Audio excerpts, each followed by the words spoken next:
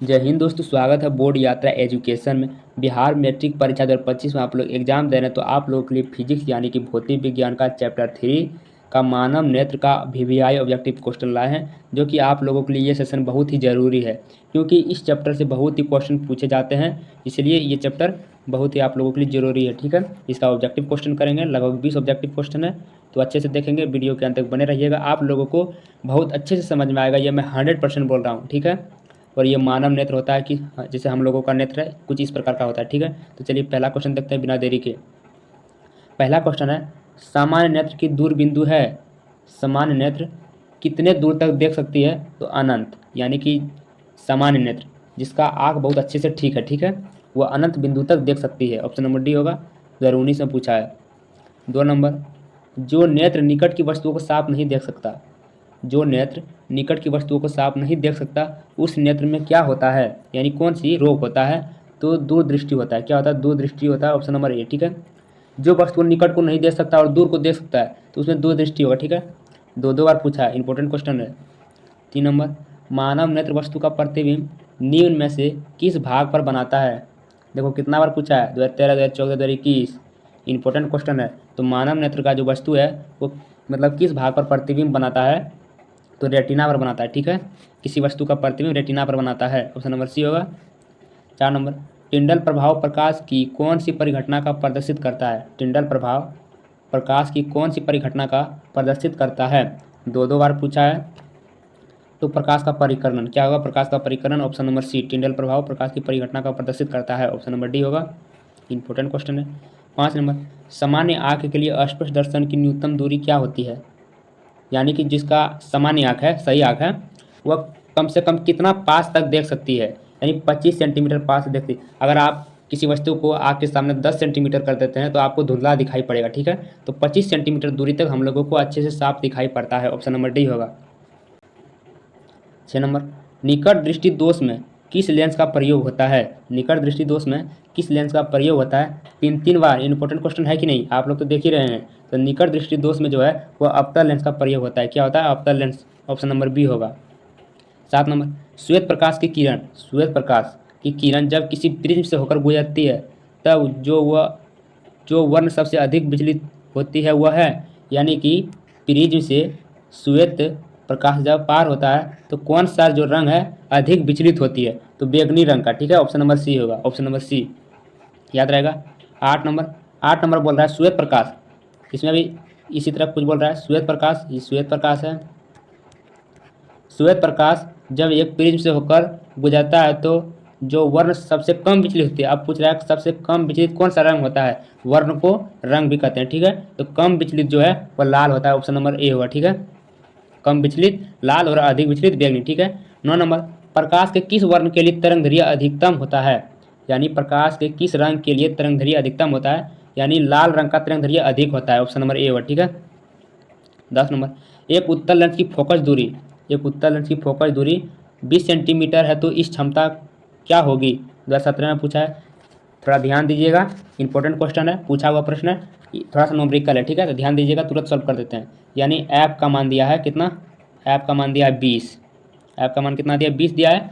और यह पूछ रहा है इसकी क्षमता क्या होगी। इसको पहले हम मीटर में चेंज कर लेते हैं। 20 बटे अगर हम 100 कर लेते हैं, इसको हम मीटर में चेंज कर लेंगे, कितना हो जाएगा? 1/5। ठीक है, अब यहाँ दिया है, अब लेंस की क्षमता बोल रहा है, यानी P बराबर 1/f। ऐप का मान लिख देते हैं 1/5, इसका आ जाएगा +5 डायोप्टर। अब +5 डायोप्टर कहाँ है? इसमें +5 डायोप्टर नहीं है, इसलिए इनमें से कोई नहीं होगा। Option number D. ठीक है। 11 नंबर, पुतली के साइज को नियंत्रित कौन करता है? पुतली को साइज नियंत्रित कौन करता है? 2018 में पूछा है। तो पुतली के साइज को जो नियंत्रित करता है वो परितारिका होता है। कौन होता है? परितारिका। Option number B.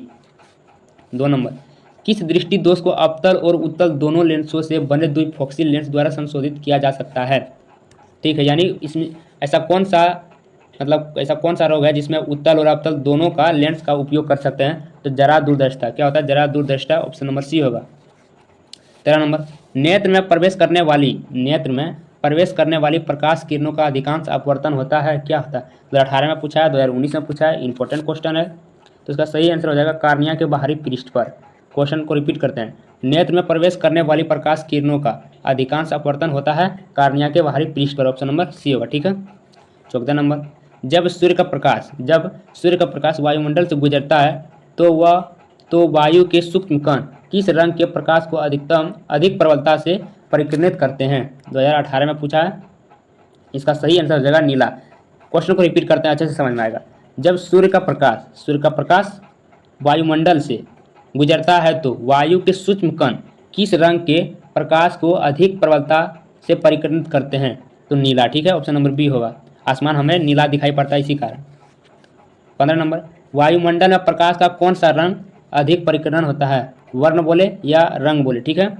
वायुमंडल में प्रकाश का कौन सा वर्ण अधिक परिकिरणित होता है? तो नीला होता है, इसीलिए आसमान नीला दिखाई पड़ता है। अब ये क्वेश्चन इससे बन जाएगा कि आसमान नीला दिखाई क्यों पड़ता है? तो प्रकाश के परिकरण के कारण, याद रहेगा। 16 नंबर, निर्वात में प्रकाश की चाल क्या होती है? 2018 में पूछा है, इंपॉर्टेंट क्वेश्चन है।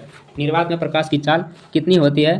तो 3 × 10⁸ मीटर प्रति सेकंड। ऑप्शन नंबर सी हो जाएगा। ठीक है। ऑप्शन नंबर सी याद रहेगा। 17 नंबर, निम्न में से किस माध्यम में प्रकाश की चाल अधिकतम होती है? इसमें से प्रकाश की चाल किसमें अधिकतम होती है? तो हवा में प्रकाश की चाल अधिकतम होती है। ठीक है। ऑप्शन नंबर ए होगा। 18 नंबर, प्रकाश की किस घटना के कारण सूर्य हमें वास्तविक सूर्योदय से लगभग 2 मिनट पूर्व दिखाई देते हैं, यानी 2 मिनट बाद दिखाई देते हैं? 2020 में पूछा, इंपॉर्टेंट क्वेश्चन है।